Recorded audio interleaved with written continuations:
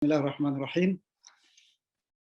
Alhamdulillah alladzi lafa baina qulubina fa asbahna bi ni'matihi ikhwana. Asyhadu an la ilaha illallah wahdahu la syarika lah.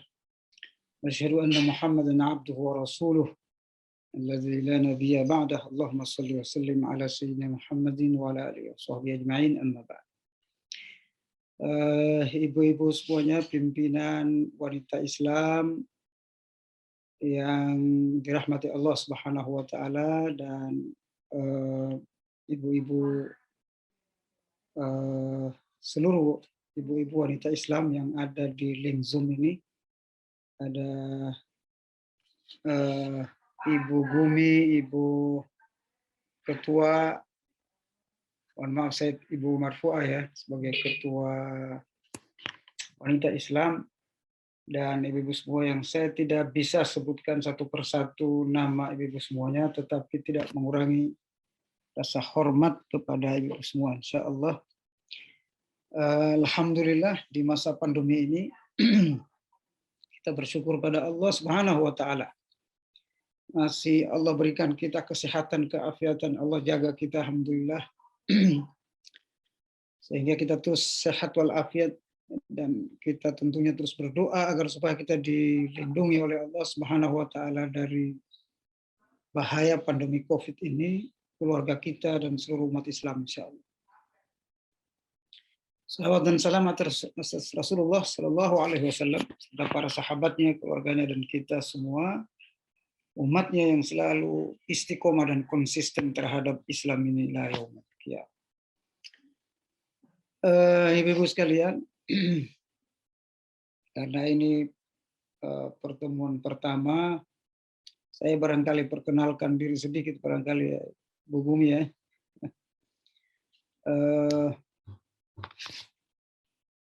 Atau mungkin sudah disosialisasikan, wallahu a'lam, tetapi tak kenal maka tak sayang, apalagi ini baru pertama ini. Dan untuk apa namanya, mendekatkan dan mengakrabkan dan menguatkan ukhuwah, saya kira perlu sedikit ta'aruf. Nama saya Khairan Muhammad Arif, asli dari Solo ya, Sulawesi maksudnya, dari asli Sulawesi. Cuma sudah hijrah ke Jakarta ini sudah lama, dari tahun 90-an. Sudah menikah juga dengan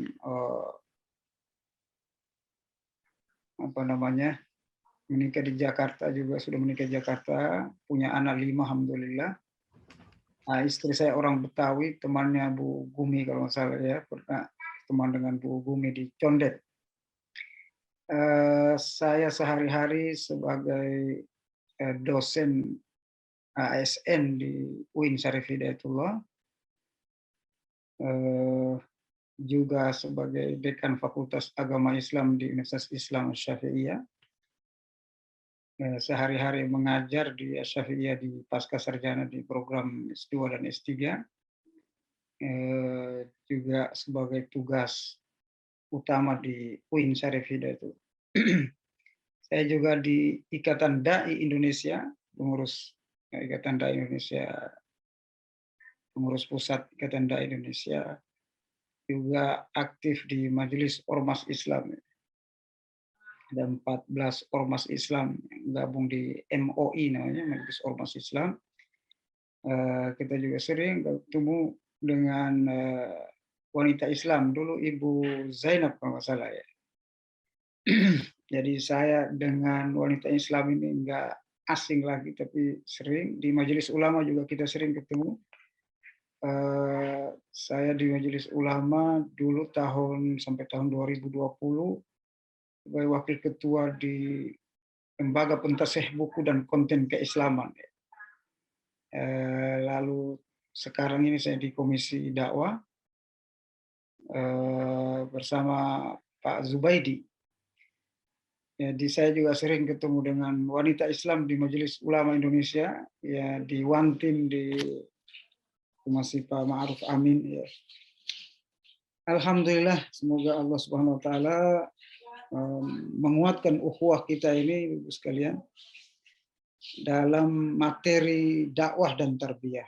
Saya diminta untuk menyampaikan materi dakwah dan tarbiyah karena dakwah dan tarbiyah ini adalah materi atau ajaran Islam yang luar biasa.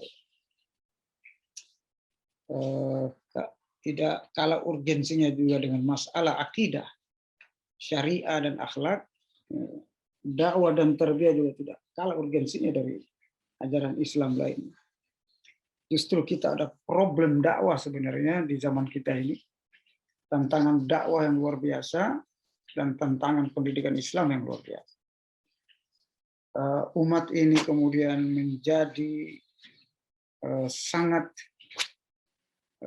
munculnya Islamofobia, munculnya problem-problem keumatan ini karena juga ada problem dakwah. Adanya ketidakharmonisan antara umat Islam juga itu karena masalah dakwah. Oleh karenanya saya kira penting untuk pertemuan pertama ini saya menyampaikan apa itu dakwah dan urgensinya bagi dai dan umat ini. Ibu-ibu sekalian, dirahmati Allah Subhanahu wa taala. Saya kira ibu-ibu sudah sering mengikuti materi dakwah ini. Tetapi saya sampaikan dalam versi yang lain insya Allah untuk memperkaya khazanah keilmuan kita, kajian kita setiap bulan ini insya Allah. Memang dakwah itu perintah Allah Subhanahu wa taala, bahkan menurut para ulama seperti Ibnu Qayyim al-Jauziyah, Al-Ghazali dan seterusnya, dan ulama-ulama mutaakhirin mengatakan bahwa dakwah itu ada fardu ain. Setiap kita harus berdakwah. Dakwah yang disebut dakwatan dari kata da'a yad'u yang berarti meminta, memanggil, mengajak, ya dan seterusnya. Itu adalah profesi yang tidak bisa dipisahkan dari profesi kita sebagai Muslim. Ya, Allah Subhanahu wa taala menjelaskan dalam Al-Qur'an kata-kata dakwah ini diantaranya memiliki makna ya, atau pengertian sebagai doa dalam surah Al-Baqarah, sebagai ajakan dalam surat Ar-Ra'd, membangkitkan dalam surat Ar-Rum dan seterusnya. Hampir semua kata makna dakwah dalam Al-Quran itu positif, mengajak, mendoakan, membangkitkan, memerintahkan dan seterusnya. Bahkan dakwah itu bermakna risalah, bermakna risalah. Qul hadhihi sabili ad'u ila Allah ala basirah. Dakwah itu jalan hidup, kata Allah Subhanahu wa taala. Qul hadhihi, katakan Muhammad, inilah jalanku. Jadi dakwah itu jalan hidup, bukan cuma profesi biasa, tetapi jalan hidup kita. Hidup kita ini tidak berjalan tanpa dakwah, tidak boleh berjalan tanpa dakwah. Para ulama seperti Ibnu Taimiyah mengatakan dakwah Islami adalah seruan kepada keimanan pada Allah Subhanahu wa taala terhadap apa yang dibawa oleh Rasul. Jadi apapun yang kita ajak manusia berupa ajaran Islam, rukun iman, rukun Islam dan seterusnya itu kita sampaikan kepada umat, itulah dakwah. Kata Ibnu Taimiyah, ini sangat luas makna dakwah. Menurut Ibnu Taimiyah, dia adalah Islam itu sendiri. Dakwah itu adalah Islam itu sendiri. Mengajak manusia ke Islam, itulah dakwah. Lalu kemudian menurut ulama lain seperti Imam Al-Hasan Al-Banna menjelaskan bahwa dakwah adalah seruan dan ajakan kepada Allah yang tidak mengandung tendensi pribadi, materi, dan untuk tujuan kelompok tertentu kecuali hanya mengharapkan keridhaan Allah. Ini ayatnya, qul hadhihi sabili ad'u ila Allahi ala basiratin ana wa man ittaba'ani. Mohon maaf redaksi ayatnya ini tidak kompatibel dengan komputernya. Jadi ketika dimasukkan komputer, huruf Arabnya berantakan. Mohon maaf. Tapi insya Allah bisa saya bacakan dengan benar insya Allah ayatnya. Ibu sekalian dirahmati Allah, para ulama lain mengatakan dakwah itu adalah seperti Abdul Karim Zaidan, seorang ulama, termasuk ulama-ulama pertama yang menulis ilmu dakwah. Dia berkata, ini maksud dengan dakwah adalah ke jalan Allah adalah seruan dan ajakan kepada agama Allah, yaitu Islam. Jadi semua seruan kita mengajak manusia ke jalan Allah itulah dakwah. Bahi Al-Khuli juga seorang ulama besar Al-Azhar mengatakan bahwa dakwah adalah upaya memindahkan atau merubah kondisi umat Islam dari kondisi yang ada kepada kondisi yang lebih baik. Jadi makna dakwah ini lebih luas menurut Bahi Al-Khuli. Jadi merubah kondisi umat yang kurang baik saat ini menjadi lebih baik, itulah dakwah. Jadi dakwah itu berarti gerakan politik, gerakan ekonomi, gerakan pendidikan dan seterusnya, itu dakwah. Karena merubah keadaan kehidupan manusia, keadaan kehidupan umat yang terbelakang menjadi lebih baik. Itu menurut Bahi Al-Khuli. Jadi memang konten dakwah ini besar sekali. Amanah dakwah ini besar sekali. Merubah kondisi umat. Para ulama lain seperti Rauf Syalabi, beliau mengatakan bahwa dakwah Islamnya gerakan Islam. Jadi ibu sekalian, dakwah itu bukan ceramah yang kita maksudkan selama ini, tetapi dakwah itu adalah gerakan Islam. Baik dalam bentuk teori maupun praktik. Muhammad Abdul Fath Al-Bayanuni dalam buku yang sangat bagus sekali, Al-Madkhal ila Ilmi Dakwah, kata beliau, dakwah Islamnya adalah usaha sadar menyampaikan Islam kepada manusia, mengajarkannya dan mempraktekannya dalam kehidupan sehari-hari. Jadi mengajari orang sholat, mengajari orang zakat, mengajari orang berkurban, itu dakwah. Ya, mengajarkan Islam sampai diimplementasikan dalam kehidupan, itu dakwah menurut Abdul Fath Al-Bayanuni dalam penelitian beliau selama 20 tahun mengajar di Madinah ini. 20 tahun tentang fikih dakwah. Dari pengertian ini, Ibu sekalian, dakwah ternyata memiliki makna yang luar biasa. Sehingga kita simpulkan dakwah itu adalah seruan usaha sadar mengajak manusia kepada Islam, merubah dan meningkatkan pengetahuan dan praktek keislaman mereka menjadi lebih baik dan dinamis, yang dilakukan secara sistematis. Jadi dakwah itu harus dilakukan secara sistematis dan profesional yang bertujuan karena Allah Subhanahu wa taala demi keselamatan manusia di dunia dan akhirat. Jadi memang ini dakwah ini luar biasa pentingnya dalam kehidupan. Pengertian dakwah itu luar biasa juga, Masya Allah, sebuah proyek besar umat Islam. Kita lihat terjadi perbedaan pendapat para ulama, apakah dakwah itu fardu ain atau fardu kifayah. Ya. Pendapat pertama ini pendapat mayoritas jumhur ulama mengatakan bahwa dakwah itu fardu ain. Berdasarkan firman Allah dalam surah Ali Imran itu. Wal takum minkum ummatun yad'una ilal khair. Mereka mengatakan di antara kalian itu harus ada golongan yang mengajak mengikuti Allah dan Rasulnya, berbuat baik dan mencegah kemungkaran, amar ma'ruf. Di sini maksudnya dakwah. Ibnu Katsir berkata, min dalam ayat itu berfungsi sebagai penjelasan saja, lil bayan, bukan untuk lil tad'id sebagian. Hendaknya kalian, karena ada yang memahami ayat ini, hendaknya di antara kalian, di antara sebagian. Kata Ibnu Katsir, enggak pakai di antara. Hendaknya kalian semuanya. Jadi karena huruf min itu huruf untuk menjelaskan saja, bukan untuk bermakna pembagian. Sehingga wajib berdakwah adalah kelompok tertentu kalau litad'id. Tapi kalau lil bayan semuanya wajib berdakwah. Itu menurut Ibnu Katsir. Dalil yang lain surah Ali Imran ayat 10, ayat 110. Kuntum khaira ummatin ukhrijat linnas ta'muruna bil ma'ruf wa tanhauna 'anil munkar dan seterusnya. Ayat ini juga menunjukkan fardu ain. Karena makna ayat ini umum ditujukan kepada semua umat Islam, bukan sebagian mereka. Wal takum minkum ummah, umat secara keseluruhan. Yad'una ilal khair, berdakwah, berma'ruf nahi munkar. Ayat yang lain, surat Yusuf ayat 108 yang kita baca tadi, kul hadhihi sabili. Katakan Muhammad, inilah jalanku. Jadi dakwah itu jalan setiap umat Islam. Setiap individu muslim. Inilah jalanku, hadhihi sabili. Jadi sama dengan kita mengatakan qul huwallahu ahad, qul hadhihi sabili, ad'u ilallah dalam surat Yusuf. Aku mengajak manusia beribadah kepada Allah semata dengan hujjah yang benar.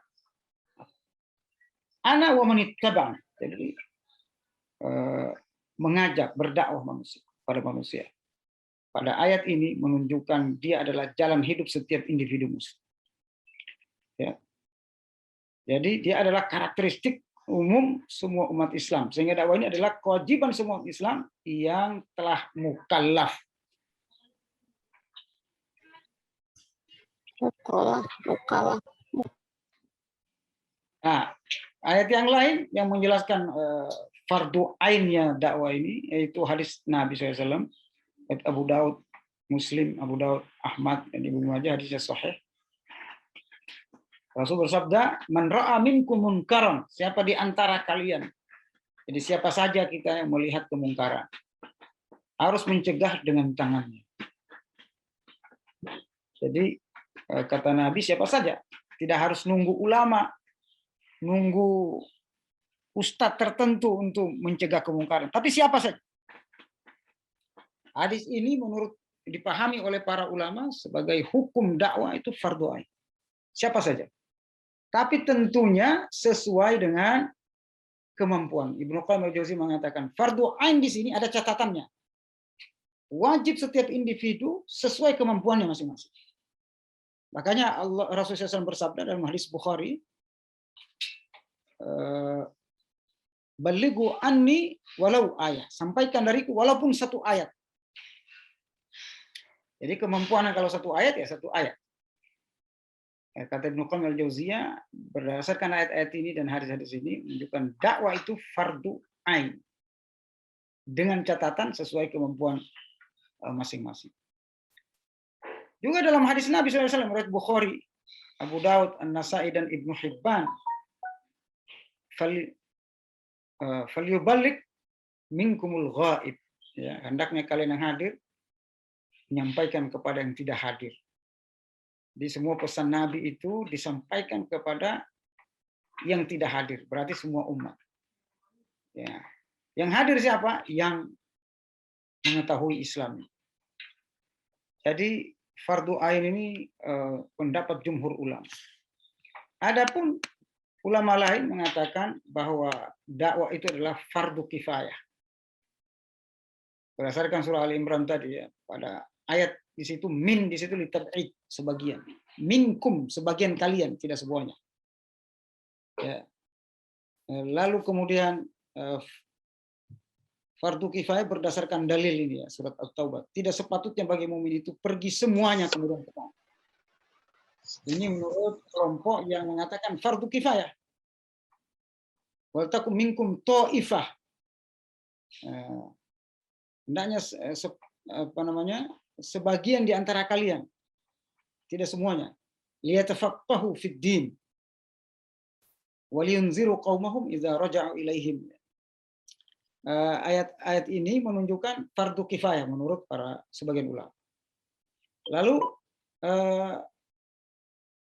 surah Ali Imran ya, yang bermakna sebagian bukan sekedar penjelasan. Ya, berbeda dengan tafsir Ibnu Katsir tadi. Penting kita memahami hukum dakwah ini, Ibu sekalian, untuk menguatkan azam kita. Bahwa ternyata dakwah itu bukan main-main, bukan sunnah, gitu ya. Tetapi dia adalah kewajiban sebagaimana kewajiban sholat, berhijab, berzakat, haji, dan seterusnya. Bahkan dia adalah fardu ain menurut jumhur ulama. Walaupun sebagian ulama mengatakan fardu kifayah dengan dalil-dalil ini.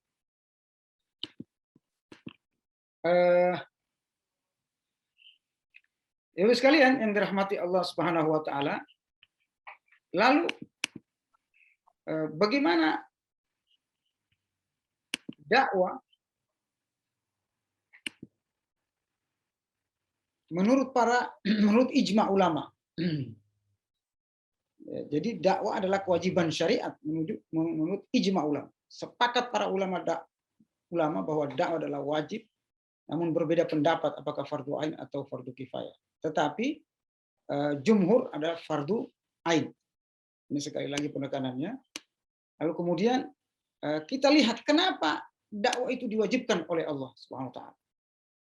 Kenapa harus berdakwah? Ya, kenapa harus berdakwah? Ada beberapa dalil di sini. Mohon maaf ayatnya ini agak berantakan sekali lagi karena laptopnya ini, jadi masuk ke laptop berubah. Tadi belum sempat di PDF kan sehingga tidak berubah. Ibu-ibu sekalian, kenapa harus berdakwah? Apa urgensi dakwah itu dalam kehidupan kita sebagai umat Islam? Yang pertama, dakwah adalah jalan hidup. Tadi sudah disampaikan dalam surat Yusuf 108. Yang kedua, dakwah adalah amal terbaik. Jadi nggak ada lagi amal terbaik itu kecuali dakwah. Subhanallah. Ini berdasarkan hadis-hadis Nabi, diantaranya khairukum man ta'allamal Qur'ana wa 'allamahu. Sebaik-baik kalian adalah mempelajari Quran dan mengajarkannya. Manusia terbaiknya mengajarkan Quran. Maksudnya berdakwah. Menyampaikan Quran, menyampaikan hadis, menyampaikan Islam itu dakwah. Hadis riwayat Bukhari. Bahkan dalam ayat yang lain Allah Subhanahu wa taala menjelaskan kepada kita, "Wa ahsanu qaulan mimman da'a ilallah." Tidak ada ucapan yang lebih baik dari ucapan berdakwah kepada Allah.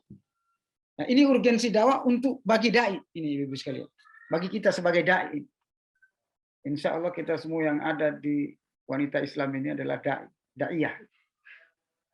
Nah, kalau kita sebagai dai, urgensi dakwah itu seperti apa? Nah, ini ayat-ayatnya Ibu sekalian. Lalu kemudian urgensi dakwah yang lain. Nah, dakwah adalah ucapan terbaik. Man ahsanu qaulan mimman da'a ilallah. Jadi ibu-ibu ngobrol di mana saja, kalau isi obrolannya itu adalah pesan dakwah, itu adalah ucapan terbaik. Dalam surat Fussilat ayat 33 ini. Yang berikutnya, dakwah adalah tanda keimanan seseorang. Jadi kalau kita imannya kuat, pasti berdakwah. Jadi orang yang tidak mau berdakwah, tanda lemahnya iman. Ini Nabi yang ngomong. Apa kata Rasulullah SAW? Ya, barang siapa yang berjihad dengan tangan melawan mereka, maka dia seorang mukmin. Berjihad dengan tangan, maksudnya berdakwah dengan tangan, maka dia seorang mukmin. Barang siapa yang berjihad dengan lisan, melawan kemaksiatan maksudnya, maka dia seorang mukmin. Barang siapa berjihad dengan hati melawan mereka, maka dia seorang mukmin. Dan setelah itu tidak ada keimanan sebiji zarrah. Artinya kalau tidak berdakwah sama sekali, maka tidak ada imannya sama sekali. Ini hadis riwayat Muslim.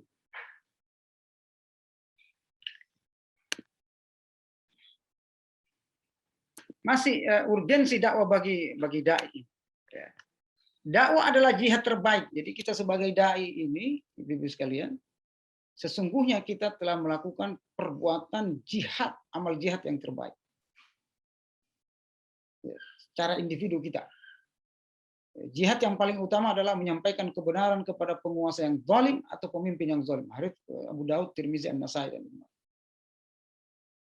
jadi dakwah menyampaikan Islam, menyampaikan kebenaran, amar ma'ruf kepada masyarakat, kepada pemerintah, kepada rezim dan seterusnya, itu adalah jihad terbaik.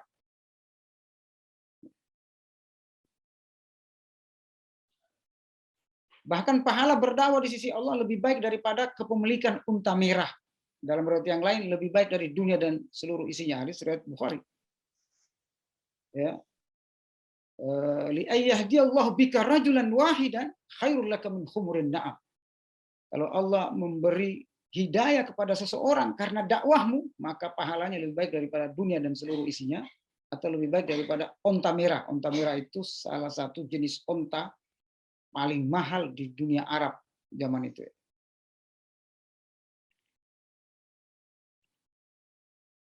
Ya, ibu-ibu sekalian, ustazah sekalian yang dirahmati Allah SWT, urgensi yang lain bagi dai, ya, dakwah ini bagi dai itu ya. Pemenuhan hak sebagai muslim kepada orang lain. Jadi kalau kita berdakwah sebenarnya untuk menggugurkan kewajiban kita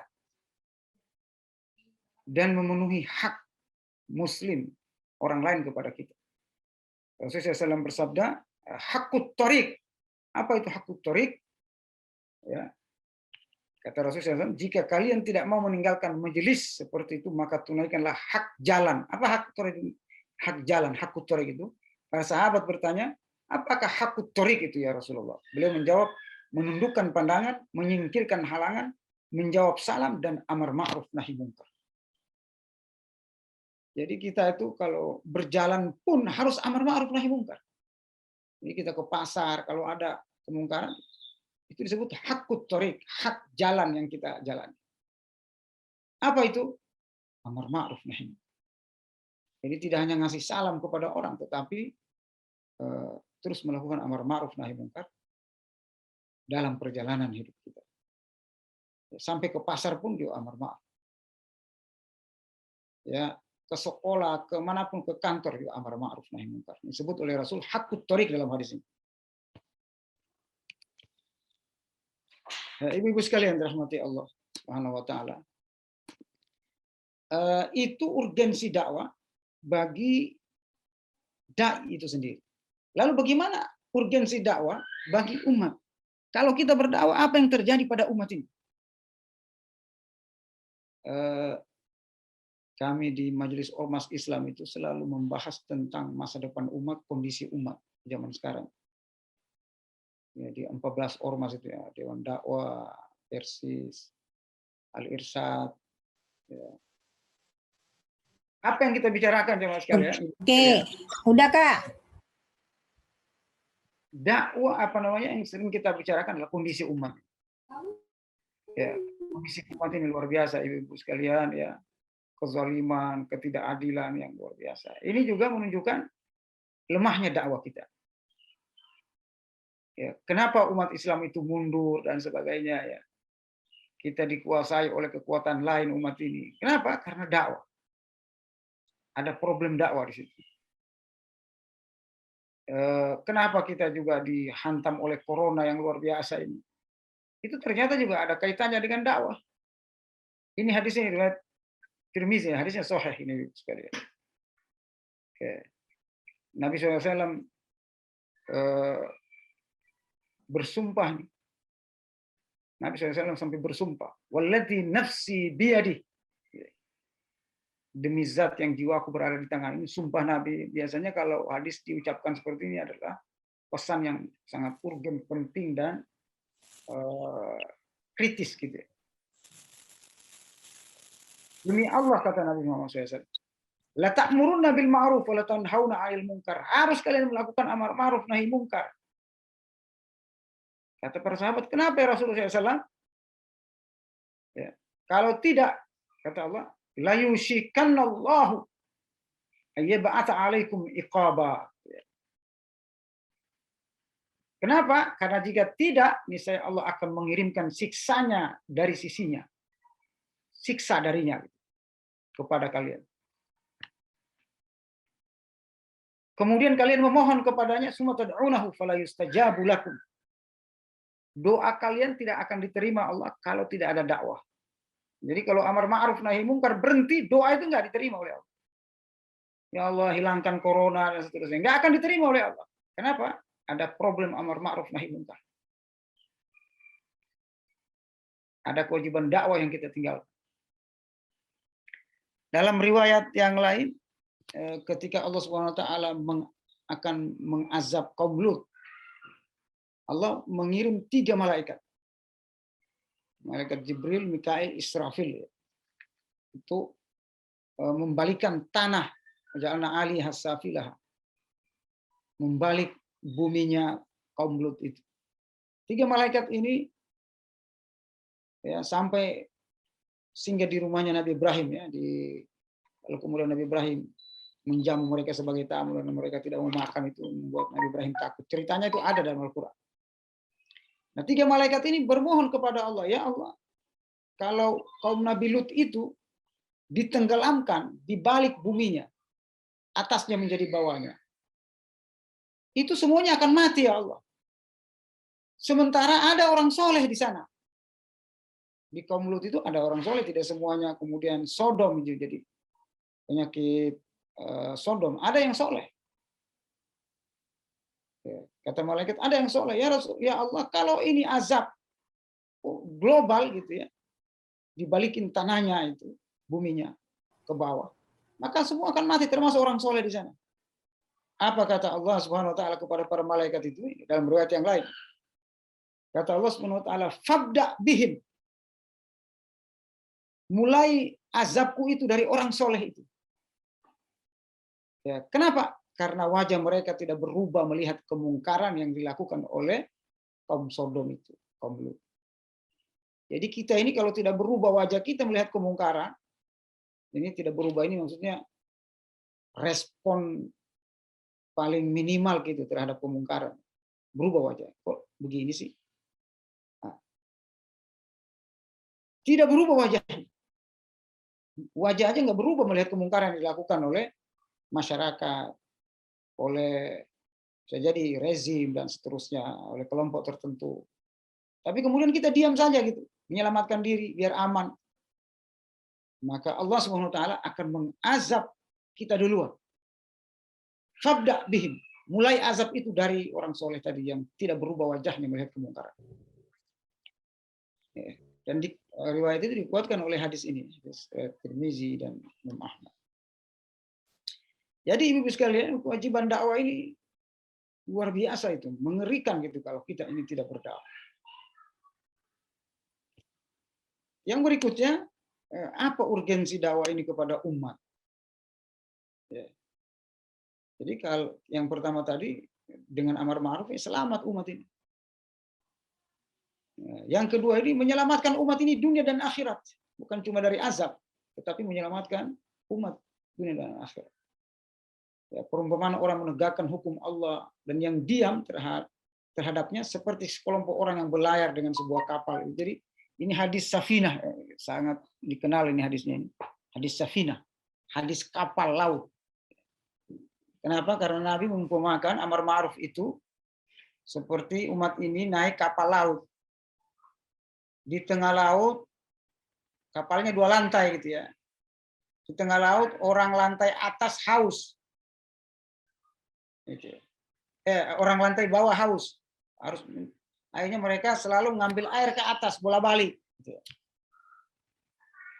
Lalu kemudian kata orang bawah ini, daripada bola-balik, mendingan kami ambil air langsung dari bawah. Bocorin kapal maksudnya. Bayangkan kata Nabi, kalau tidak ada yang mencegah orang bawah ini membocorin kapal. Apakah mereka doa yang tenggelam atau lantai atas juga tenggelam? Jadi tanpa dakwah kita bisa tenggelam bersama-sama gitu. Hadis ini menunjukkan seperti itu. Tanpa dakwah kita seperti bahtera di lautan, seperti kapal laut tadi akan tenggelam bareng-bareng kalau kapal itu bocor. Kenapa bocor? Karena tidak ada amar ma'ruf nahi munkar. Orang membocorkan negara ini kita diam. Orang mengkorupsi negara ini kita diam. Orang yang menghina ulama di negara ini kita diam. Orang yang menista Islam di negara ini kita diam. Ya, kena semuanya. Nah, ibu-ibu sekalian, para ustazat yang dirahmati Allah SWT, ini urgensi dakwah untuk sebuah negara. Jadi kita ini berdakwah menyelamatkan bangsa ini sebenarnya. Bukan kita sok-sok jadi dai itu. Ya. Karena apa? Untuk menyelamatkan manusia. Makanya saya sering sampaikan ke mahasiswa saya kebetulan ngajar di pasca S2 S3 dakwah, jurusan dakwah di Universitas Asy-Syafi'iyah. Sebenarnya kita berdakwah ini mestinya di backup oleh pemerintah. Kenapa? Karena dakwah ini menyelamatkan umat, menyelamatkan bangsa. Makanya di zaman dulu, zaman salafus soleh, zaman Nabi, zaman sahabat, zaman tabi'in, dai itu digaji oleh negara. Karena mereka menyelamatkan bangsa. Kalau zaman sekarang kan dicurigai sebagai teroris malah. Nah, kenapa? Ini karena pemahaman yang salah tentang dakwah. Dia pikir kita ini berdakwah ini keren-kerenan gitu untuk berpolitik dan sebagainya. Tidak sebenarnya. Kita berdakwah ini menyelamatkan umat dunia dan akhir. Berikutnya, ibu sekalian, supaya saya tidak terlalu memakan waktu ini, urgensi dakwah bagi umat ini menghindarkan umat dari doa yang tidak diterima tadi. Ya, kita ini sudah istighosa kemana-mana, tetap aja ada, bahkan meningkat gitu ya, corona ini. Ini mungkin tanda-tanda doa kita tidak diterima oleh Allah karena kelalaian kita terhadap dakwah dan amar ma'ruf nahi munkar. Yang berikutnya, urgensi dakwah bagi umat ini menghindarkan umat manusia dari kebinasaan dan kepunahan. Ya. Zainab binti Jahsy berkata, aku bertanya, wahai Rasulullah, apakah kita akan binasa sedangkan di tengah-tengah kita banyak orang-orang soleh? Apa kata Rasulullah? Beliau menjawab, ya benar, kita akan binasa jika keburukan telah merajalela, maksudnya maksiat, kemungkaran merajalela, tapi tidak ada yang mencegahnya. Ini hadis riwayat Bukhari Muslim. Ya. Jadi kita akan binasa, umat ini, bangsa ini akan hancur kalau tidak ada amar ma'ruf nahi mungkar. Semuanya pada takut, pada tiarap berdakwah. Sekarang ini kan pada tiarap berdakwah. Ya, kalau nulis di medsos takut, nulis aja takut. Ya. Bagaimana umat ini? Kalau zaman dulu kan banyak orang yang berani berdakwah, banyak orang berani melakukan amar ma'ruf nahi mungkar. Sehingga negara kita aman, nggak ada corona, nggak ada apa. Tapi sekarang dai kemudian diancam, dikriminalisasi dan sebagainya. Nah, ini materi memang sengaja saya sampaikan di wanita Islam ini karena saya yakin bahwa ormas wanita Islam adalah ormas dakwah, ormas yang melakukan amar ma'ruf nahi mungkar, mentarbiyah umat. Ya. Ibu-ibu sekalian, para asatizah yang dirahmati Allah Subhanahu wa taala. Urgensi bagi umat dakwah adalah karakteristik umat terbaik. Jadi kalau kita berdakwah justru akan melahirkan umat yang the best, ya, the best ummah. Umat ini akan unggul dari umat yang lain kalau kita melakukan dakwah. Ini Allah yang janjikan. Ya. Kuntum khaira ummatin ukhrijat linnas. Maaf ini karena berantakan Arab.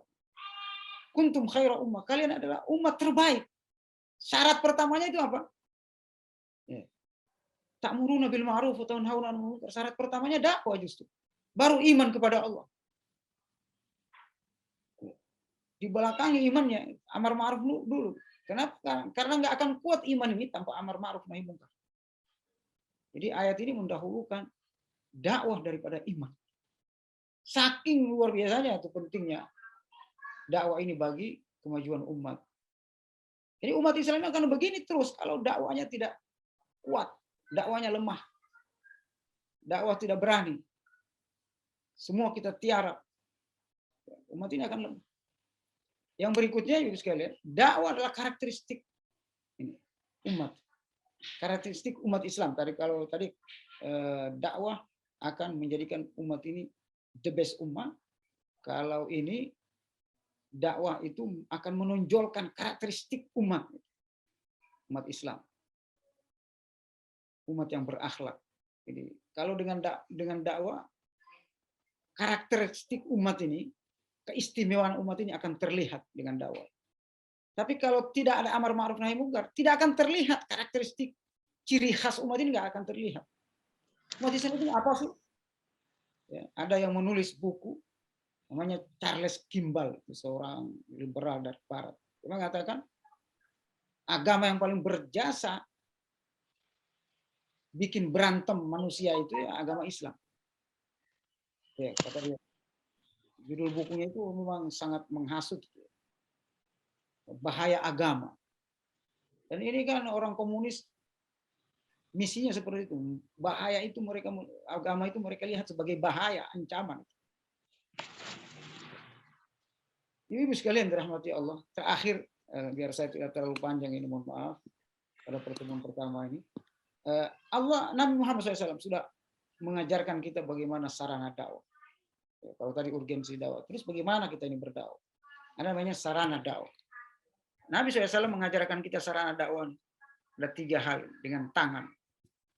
Ibnu Qayyim al-Jauziyah, Yusuf al-Qaradawi dan para ulama lain mengatakan dengan tangan ini maksudnya dengan kekuasaan, dengan politik, ya, dengan hukum, dengan undang-undang. Ini dengan tangan. Kemarin kita bersama-sama ormas Islam itu menghadapi ada namanya undang-undang kekerasan wanita itu. Itu bagaimana coba? Ibu-ibu yang mengawinkan anaknya umur 19 tahun perempuan itu bisa dipenjara. Kalau itu gol, hukum itu, undang-undang itu gol, kita nggak bisa menikahin anak kita umur 19 tahun. Bisa masuk penjara. Suami bisa masuk penjara kalau dia ingin dekat sama istrinya nggak izin. Jadi istrinya itu harus izin. Boleh saya izinkan, silakan dekat dengan saya. Istrinya harus ngomong seperti itu kepada suaminya. Kalau tidak, suaminya bisa dipenjara. Bayangkan hubungan suami istri kita bisa dipenjara. Kenapa? Karena mereka merusak negara ini dengan undang-undang, dengan tangannya mereka, dengan kekuasaan. Bayangkan kalau kita tidak berdakwah dengan kekuasaan, tangan, politik, ekonomi, pendidikan. Dirusak kita umat ini. Dakwah kebatilan itu aktif, ya, militan. Sementara dakwah al-haq tiarap, apa yang terjadi? Auzubillah. Jadi kata para ulama, dakwah itu ada 2, ada dakwatul haq, ada dakwatul batil. Dakwatul batil itu aktif setiap saat. Mereka cerdas dan militan. Belum selesai RUU PKS, ada muncul lagi Omnibus Law dan sebagainya. Bayangkan dalam setahun mereka menggolkan beberapa undang-undang untuk menghancurkan agama ini, umat Islam. Bayangkan kalau tidak ada dakwah, apa yang terjadi? Nah, kata Rasulullah SAW, dakwah dengan tangan. Ya. Dan yang dirusak itu banyak ibu-ibu. Orang-orang liberal itu. Bayangkan kalau kita tidak berdakwah di politik, tidak berdakwah di pendidikan, tidak berdakwah hukum, undang-undang, di parlemen. Mereka akan berdakwah di sana dengan tangannya ini, dengan kekuasaan. Nah, baru kemudian kata Rasulullah SAW, fa'ilam yastati, kalau kalian nggak bisa ini, nggak punya kedudukan, nggak punya jabatan, dan seterusnya. Nah, sarana berikutnya kita pakai itu dengan lisan. Fa'ilam yastati fabilisan. Apa lisan ini? Dengan ceramah seperti ini. Ini lisan. Kita ini cuma mampunya lisan doang. Dengan tulisan buku gitu ya, menulis di Facebook, menulis di medsos, menulis di jurnal, menulis di surat kabar dan seterusnya gitu. Amar ma'ruf nahi munkar. Dengan lisan. Lisan dengan tulisannya itu bedanya dengan tu doang. Lisan, tulisan. Jadi lisan dan tulisan itu harus efektif. Dulu orang berdakwah dengan buku, dengan kitab. Nulis kitab gitu ya. Nah, kita ini jangan sampai udah nggak nulis kitab, lisan juga kagak. Ibu sekalian, para asatidzah, yang berikutnya, sarana paling rendah itu sarana dengan hati kita dakwah. Diam kita gitu ya. Ya minimal kita nggak mendukung. Itu dengan hati namanya. Tapi kata Nabi SAW, bahwa adhaful iman, iman paling rendah. Terakhir, metode dakwah ini, bagaimana kita berdakwah juga Allah sudah ajarkan dalam Al-Quran surat An-Nahl ayat 125 itu. Ud'u ila sabili rabbika bil hikmah wal mau'izatil hasanah wajadilhum billati hiya ahsan. Hikmah ini kata Ibnu Qayyim al-Jauziyah biasanya ditujukan kepada orang mukmin yang nggak neko-neko, yang baik, yang fitrahnya masih bagus. Pakai hikmah. Jadi nasihatin aja, bacain ayat, bacain hadis, mereka udah sadar. Ini keluarga kita bacain ayat, bacain hadis, udah sadar. Hikmah namanya. Ini metode ini pada orang-orang baik ini yang mudah didakwahi pakai hikmah. Tetapi ada kelompok orang umat Islam, dia harus pakai metode mau'izah, ceramah, dibimbing dia gitu. Mau'izah hasanah ini bisa juga ceramah, bisa bimbingan konseling. dibimbing dia, oh, cara sholat begini, cara zakat begini ya, cara haji seperti ini. Itu namanya mau'izah, nasihat ceramah itu ya. Di tausiah, di taujih, namanya mau'izah. Bahasa kita zaman sekarang ada workshop, seminar, pelatihan dan seterusnya, mau'izah. Ya. Jadi mau'izah itu bukan sekedar ceramah saja, gitu, tetapi mau'izah itu lebih mendalam menurut para ulama. Ya, nasihat yang mendalam, mengandung bimbingan, pengarahan, taujih dan seterusnya. Sehingga dia terarah mendapat petunjuk. Nah, baru yang ketiga ini, kalau ini khusus orang yang tidak ngerti Islam. Kalau tadi yang sudah baik hikmah. Kalau mau'izah ini kata Ibnu Qayyim al-Jauziyah ini yang masih bermaksiat, gitu ya, belum mengerti Islam. Dia biasanya pakai mau'izah hasan. Nah, ada kelompok ketiga, yaitu ini biasanya orang-orang munafik, liberal, ya, orang syubhatnya terlalu banyak. Umat ini kan diserang oleh dua penyakit, syubhat dan syahwat. Nah, mujadalah ini biasanya kepada orang yang syubhatnya tinggi. Syubhatnya terhadap agama ini tinggi. Keraguan-raguan terhadap Islam tinggi. Itu pakai diskusi, dialog. Bahkan kata Ibnu Qayyim al-Jauziyah, kepada orang kafir itu pakai diskusi, dialog. Gak bisa pakai hikmah, pakai mau'izah. Nah, metode dakwah ini sudah Allah jelaskan pada kita. Gimana menyikapi segmen masyarakat yang kita dakwah. Ibu-ibu sekalian, saya tidak mau berpanjang lebar, saya khawatir nanti membosankan. Tetapi pesan saya, poin saya sudah masuk tentang pentingnya berdakwah bagi umat ini, bagi dai dan bagi umat itu sendiri, serta Allah sudah menunjukkan sarana dan metode dakwah yang harus kita lakukan. Bahwa dakwah ini kewajiban kita sebagai muslimah, bahwa dakwah ini bukan perkara main-main, hanya keren-kerenan, tidak, tetapi dia memang harus menjadi tugas utama kita, profesi utama kita. Nahnu du'at qabla kulli syai'. Kita adalah dai sebelum segala sesuatunya. Sebelum segala profesi yang lain. Profesi utama kita, profesi dai. Dan profesi dai ini tidak ada lagi yang lebih hebat darinya, kecuali profesi dai. Kenapa? Karena para rasul, para nabi, manusia yang paling mulia di jagat raya ini adalah nabi dan rasul, dan mereka adalah dai itu sendiri. Subhanallah. Kalau kita sudah menjadi dai, tidak ada pekerjaan lain yang lebih mulia. Bahkan ucapan kita seperti disebutkan dalam Al-Quran tadi, qaulan ahsanu qaul, ya, ucapan yang paling baik. Semoga kita termasuk dai yang konsisten, komitmen, insya Allah. Sampai kita bertemu Allah, atau kapan saja kita bertemu Allah. Di masa pandemi ini banyak orang meninggal dunia secara kolektif. Para dai, para ulama banyak yang meninggal.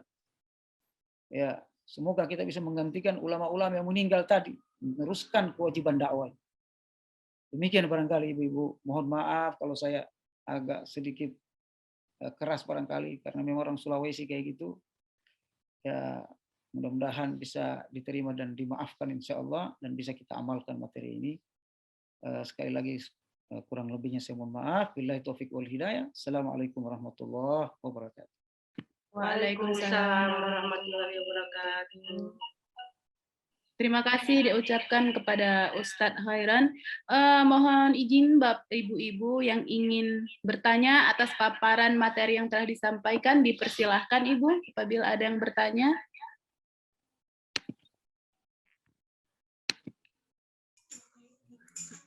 Bapak-bapak boleh nggak Bu bertanya? Oh, maaf Bapak, iya ada Bapak ya. Silakan Bapak.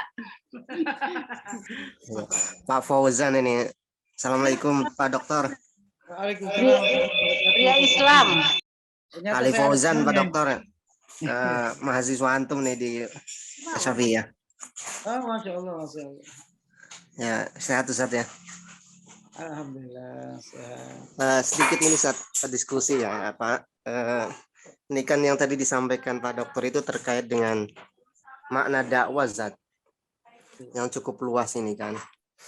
Cuma secara faktualnya sering kita mempersempit dalam arti implementasinya hanya sekedar tabligh atau menyampaikan dakwah saja secara formal, ceramah dan yang lainnya. Ini yang sering terjadi seperti itu Ustaz. Jadi terjadi penyempitan makna, terkesan dakwah itu hanya sekedar menyampaikan atau berceramah. Di luar itu bukan bukti sebagai bentuk daripada dakwah. Itu fenomena seperti itu apa gejalanya, Zat? Apa hal-hal yang sekiranya mendorong ke sana? Padahal kalau tadi disebutkan dakwah itu ya Islam itu sendiri secara holistik dia itu sangat luas cakupannya. Tapi kita cenderung mengartikan seseorang itu berdakwah adalah ketika dia sudah tampil di podium, dia sudah berceramah di muka publik, dia muncul di flyer-flyer, adapun yang di luar itu dia tidak melakukan dakwah. Itu yang pertama, Zat. Yang kedua, kalau kami melihatnya di lapangan itu kan banyak elemen-elemen masyarakat sudah melakukan aktivitas sosial dan dakwah. Baik itu tingkatnya ormas, lembaga keagamaan, lembaga pendidikan, kemudian secara individu-individu, kami melihatnya cukup banyak dan sangat mempunyai efek sosial yang cukup tinggi. Yang terjadi sekarang adalah kekuatan persatuan itu belum muncul, Zat. Cenderung secara parsial mereka bergerak. Nah ini terapinya bagaimana Ustaz untuk menjadi suatu kekuatan umatan wahidah itu bisa terbentuk sehingga yang tadi dikhawatirkan bahwa kita itu diam dalam menghadapi kezaliman ternyata bukan karena faktornya kita tidak berdakwah tapi kita masih berpikir adalah secara mandiri parsial seperti itu. Nah ini kasus case-case yang sekiranya mungkin bisa menjadikan terapi kita bersama. Ayo kita satukan langkahnya dalam satu tahap-tahapan yang sebagaimana Rasulullah SAW sampaikan. Mungkin dua hal itu aja Ustaz yang sekiranya bisa jadi bahan diskusi. Terima kasih Ustaz. Masya Allah, terima kasih Pak Fauzan. Ini masih di Kemenakan, Pak Fauzan? Masih Ustaz sama Bu Marfu'ah Ustaz. Satu ini ruang kita. Bisa di wanita Islam ini ya, Pak Fauzan. Baik, terima kasih Pak Fauzan. Pertanyaannya luar biasa. Ini saya kira masukan, bukan cuma pertanyaan. Jadi memang kenapa saya menawarkan materi dakwah dan tarbiyah ini ke Bu Bumi? Karena saya paham gitu bahwa saya kebetulan aktif di ormas-ormas dan di majelis ulama. Sebagian ulama kita, Pak, nggak usah ini ya, nggak usah orang biasa. Sebagian asatis kita itu, ulama kita itu masih berpikir dakwah itu parsial seperti antum sebutkan tadi. Dia pikir dakwah itu ceramah, khutbah saja, padahal itu salah satu metode dakwah saja. Ya dakwah itu seperti yang disampaikan Ibnu Taimiyah, disampaikan oleh Al-Ghazali, disampaikan oleh dipahami secara kolektif para ulama salaf itu, dakwah itu adalah menyampaikan Islam secara keseluruhan. Baik pemahaman maupun pengamalannya. Baik pemahaman maupun pengamalannya. Jadi kalau kita misalnya masukin anak kita ke sekolah, itu baru setengah dakwahnya. Setengah lagi apa? Dia harus mampu sholat, zakat, puasa, mengamalkan Islam itu dalam kehidupannya. Dan kita kontrol dia setiap hari. Kamu belum sholat, belum wudhu, belum seterusnya. Itu baru dakwah sempurna. Jadi kalau cuma nyokolahin anak, terus tidak mengontrol ibadahnya seperti apa, itu belum dakwah. Jadi inilah dakwah, makanya kemudian pahalanya luar biasa gitu ya. Karena merubah orang, merubah umat, ya. Merubah muslim gitu ya, menjadi lebih baik. Itulah dakwah. Jadi semua aktivitas kita, makanya dai itu tidak harus ustadz, dai itu. Ya, seorang kepala rumah tangga, ibu rumah tangga misalnya, dia mendidik anaknya dengan baik, dia sudah berdakwah kepada anaknya.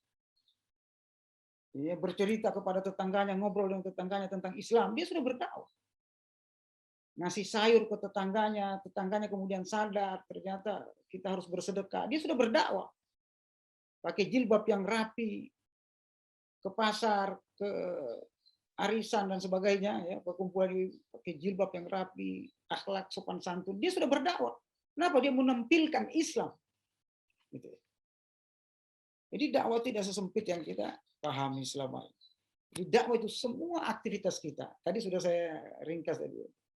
Kalau bisa di sekali kembali. Jadi dakwah itu, nah ini sekalian. Ingat apa namanya biar lebih kuat lagi.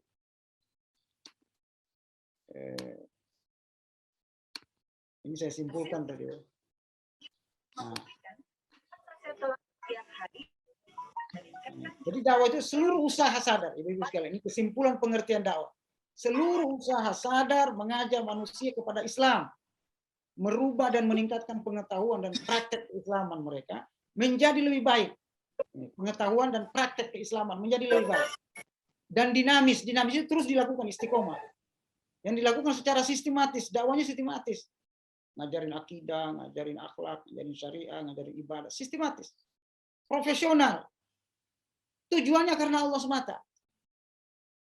Ya, makanya kalau penceramah itu nggak dikasih amplop, nggak ada masalah sebenarnya. Orang tujuannya karena Allah itu. Ya, cuma kan kita harus menghormati mereka, dia harus menyiapkan materi, transportasi, dan seterusnya, di mana pemerintah tidak menggaji mereka, maka itu kesadaran masyarakat untuk memberi amplop itu. Kesadaran saja sebenarnya. Tapi tidak wajib. Kenapa? Karena dakwah itu kewajiban itu tadi. Dibayar atau tidak dibayar, tetap kita berdakwah. Tetap harus turun ke daerah-daerah. Kalau daerah itu tidak ada dai di sana. Jadi wanita Islam harus mengirim dai-dai sebagai dewan dakwah, seperti dewan dakwah dan IKD itu, ngirim dai-dai ke daerah-daerah. Kenapa? Karena itu kewajiban. Ya. Kalau negara tidak melakukannya, ya kita sebagai ormas. Nah ini jadi lalu kemudian pertanyaan kedua dari Pak Fauzan. Bagaimana kemudian menyatukan umat ini ya, menguatkan persaudaraan ukhuwah dalam dakwah ini. Jadi memang ukhuwah itu kendala pertama itu masalah hati sebenarnya. Kalau kita ini semua ikhlas karena Allah, ya selalu kita dengung-dengungkan li izzatil Islam wal muslimin. Ya, tujuan kita itu untuk kemuliaan Islam dan umat Islam, maka kita pasti bersatu. Apapun ormasnya, apapun golongannya itu. Tapi kalau sudah kita punya kepentingan masing-masing itu repot. Jadi menyatukan persepsi, menyatukan tujuan, menyatukan visi misi kita terhadap Islam, terhadap dakwah ini, itu langkah pertama untuk menyatukan umat. Ya. Tidak berdakwah masing-masing. Berdakwah masing-masing tapi berkoordinasi dan tidak masalah. Kira bagus. Dan ini selain hati yang bersih juga selalu bekerja sama gitu. Jadi makanya kita kenapa ada organisasi ini, Ormas Islam, untuk menyatukan umat sebenarnya. Jadi salah satu tujuan kita mendirikan organisasi itu untuk menyatukan umat, menguatkan ukhuwah. Dengan berorganisasi kita paham, oh ternyata bekerja sama itu seperti ini. Ya, ternyata berkoordinasi dalam dakwah itu seperti ini. Ngurusin umat bareng-bareng itu seperti ini. Jadi organisasi ini sebenarnya ormas yang kita dirikan ini dalam rangka itu menyatukan umat itu. Nah, kalau ormas tidak bisa menyatukan umat itu gagal ormas itu. Ya. Makin ada ormas, makin kita pecah gitu. Itu ormasnya salah tujuan gitu. Ya, kalau enggak ormasnya sesat, kalau bukan dari kelompoknya syirik dan seterusnya, itu berbahaya gitu. Justru kita dengan ormas ini, dengan organisasi kita menyatukan umat, mengorganisasi umat. Sebagaimana kata Ali bin Abi Thalib, al-haqqu bila nizamin yughlibuhul batil binizamin. Hak yang tidak dikoordinir, tidak terorganisir, hak yang tidak terorganisir akan dikalahkan oleh kebatilan yang terorganisir, kejahatan yang terorganisir rapi. Nah, kita alami sekarang ini begitu. Kejahatan sangat terorganisir sekarang. Kebatilan, kezaliman terorganisir. Sementara kita hak ini beda-beda di lapangan gitu ya. Berpecah dan seterusnya. Nah, jadi memang pertama kali itu menyatukan persepsi Pak Fauzan ya, untuk menyatukan umat, menyatukan persepsi, tujuan, misi, visi misi kita. Lalu kemudian bekerja sama. Implementasinya di lapangan kita sering bekerja sama. Sering bersama-sama gitu. Sehingga menguatkan ukhuwah. Wallahu a'lam bishawab. Ini Ustaz Fauzan ini sudah tamat S2 di Syafi'iyah Dakwah. Saya kira tidak perlu dijawab lebih detail karena beliau sudah paham. Wallahu a'lam bishawab. Saya kira demikian. Jazakallah Ustaz. Ya.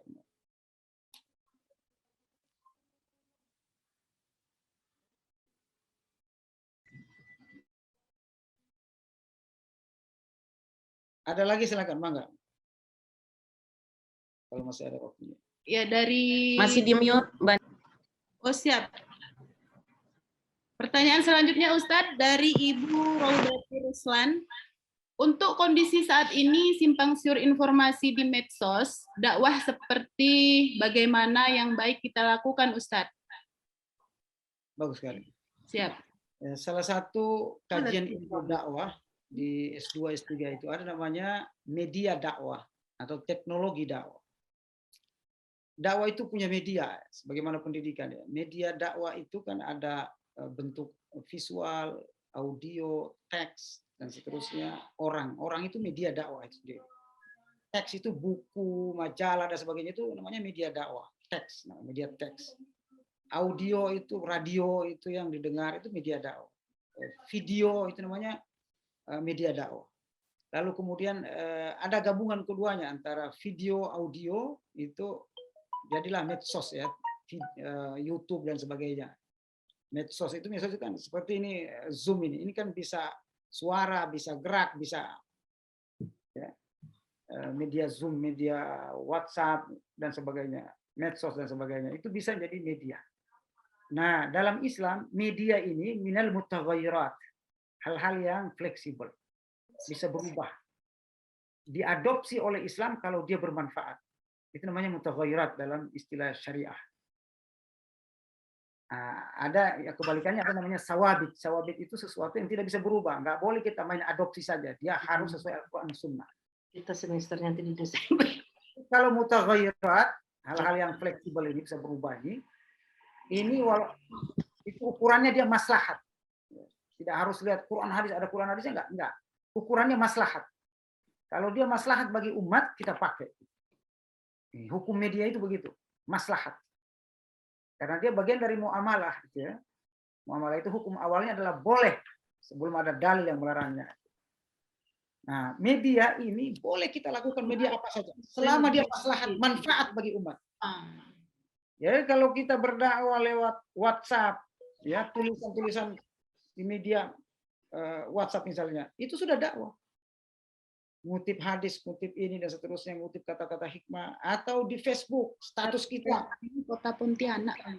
Alhamdulillah saya dilindungi oleh Allah. Itu sudah dakwah di medsos, di Facebook.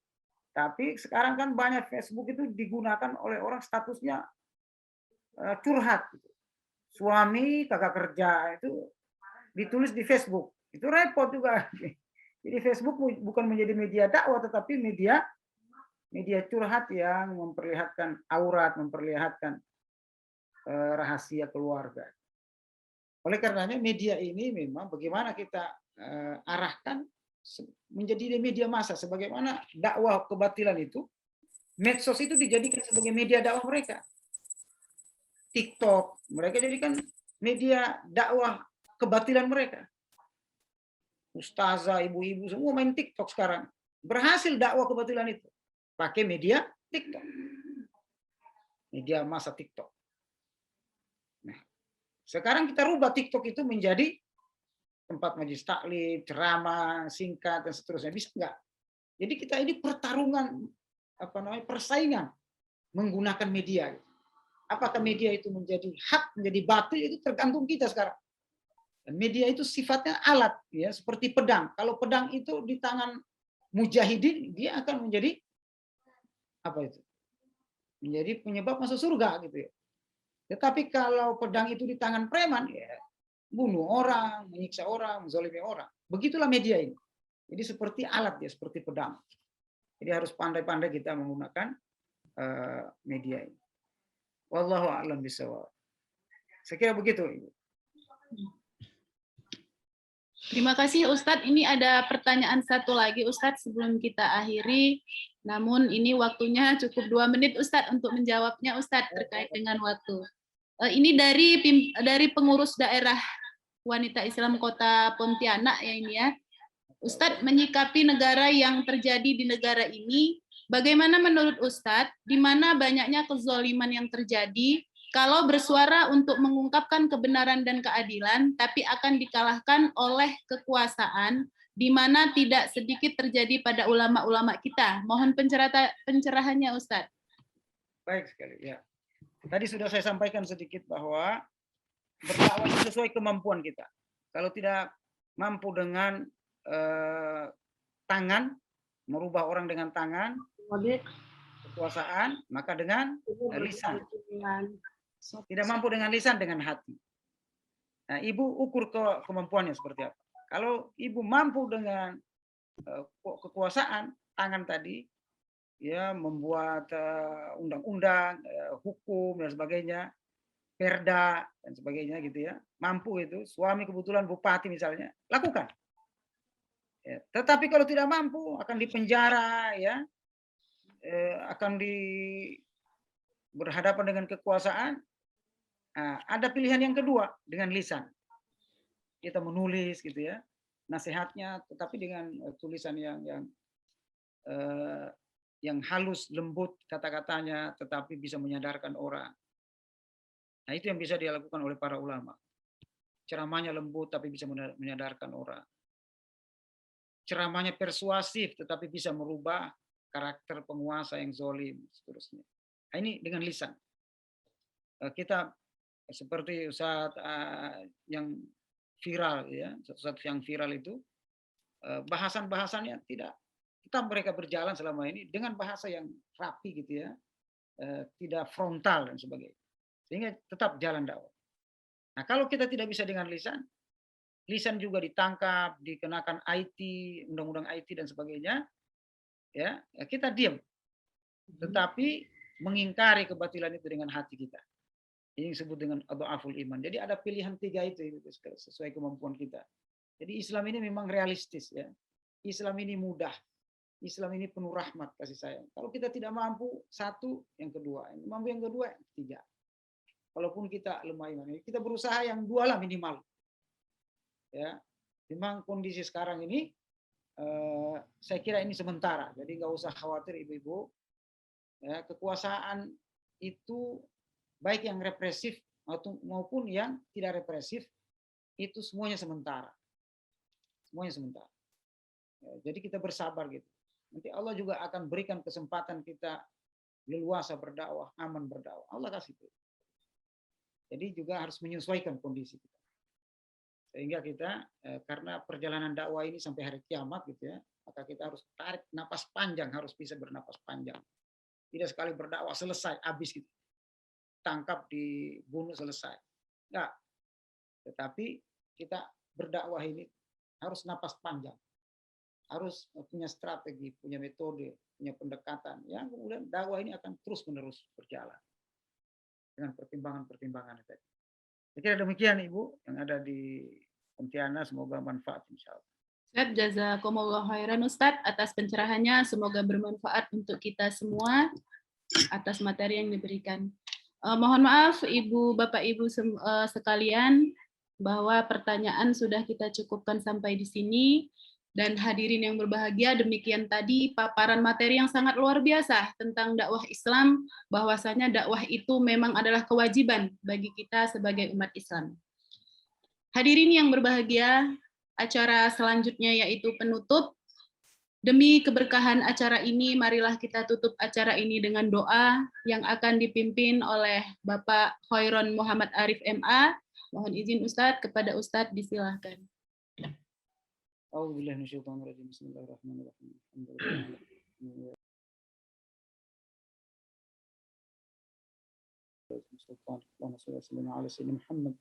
Allahumma shalli alaihi wa sallim.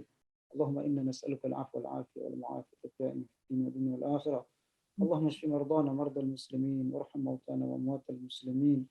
Ya Allah, berikan keselamatan kami. Ya Allah, berikan kesehatan kepada kami dan keluarga kami, seluruh umat Islam ya Allah.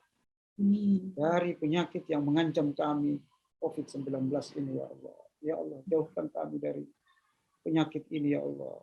Jauhkan kami dari penyakit ini ya Allah. Berikan kesempatan kami untuk leluasa melakukan aktivitas kami, aktivitas dakwah kami, aktivitas ekonomi kami, pendidikan dan seterusnya ya Allah. Ya Rabb, jangan Engkau jadikan kesalahan dosa orang-orang yang durhaka kepadamu menjadi penyebab Engkau menyiksa kami, memberikan mudarat kepada kami ya Allah. Allahumma la tu'azzibna bima fa'ala sufaha'u minna. Jangan Engkau azab kami karena perbuatan orang bodoh di antara kami ya Allah. Ya Rabbi, Ya Rahman, Ya Rahim, Ya Aziz, Ya Jabbar, Berikanlah kami kemampuan untuk berdakwah, melakukan amar ma'ruf nahi mungkar sesuai kemampuan kami, ya Allah. Maafkan kami, ampuni kami, ya Allah, bila kami melakukan taksir, kelemahan, kelalaian dalam dakwah yang Engkau wajibkan ini, ya Allah. Ya Rahman, ya Rahim, catatlah kami sebagai orang-orang yang berdakwah di jalan sehingga kami nanti bisa bertemu Engkau dalam surga, ya Allah. Ya Rahman, ya Rahim, bertemu dengan Rasulmu Nabi Muhammad yang mengajarkan kami dakwah dan Islam ini, ya Allah. Rabbana la tuzigh qulubana ba'da idh hadaitana wa hab lana min ladunka rahmah innaka antal wahhab. Ya Allah, jadikan kami orang-orang istiqomah, konsisten dengan janji kami dan iman kami, ya Allah. Kepada kami, ya Allah. Jadikan kami orang-orang husnul khatimah ketika meninggalkan dunia ini. Ya Rahman, ya Rahman, ya Rahim. Sembuhkan saudara-saudara kami yang sakit. Ya Allah, sehatkan saudara-saudara kami yang sakit, keluarga kami yang sakit, teman-teman kami yang sakit, ya Allah. Sehatkan segera mereka dari penyakitnya, ya Allah. Kembalikan mereka seperti semula, sehat seperti semula, sehingga beraktivitas seperti semula, ya Allah. Jadikan orang-orang yang meninggal mati sebagai orang yang mati syahid ketika mereka menghadapi corona ini, ya Allah. Jadikan kematian mereka kematian yang syahid, syuhada, ya Rabbal Alamin. Rabbana atina fid dunya hasanah wa fil akhirati hasanah wa qina adzabannar. Sallallahu alaihi wasallam Muhammad wa ala alihi wasallam. Alhamdulillahirabbil alamin. Assalamualaikum warahmatullahi wabarakatuh. Waalaikumsalam.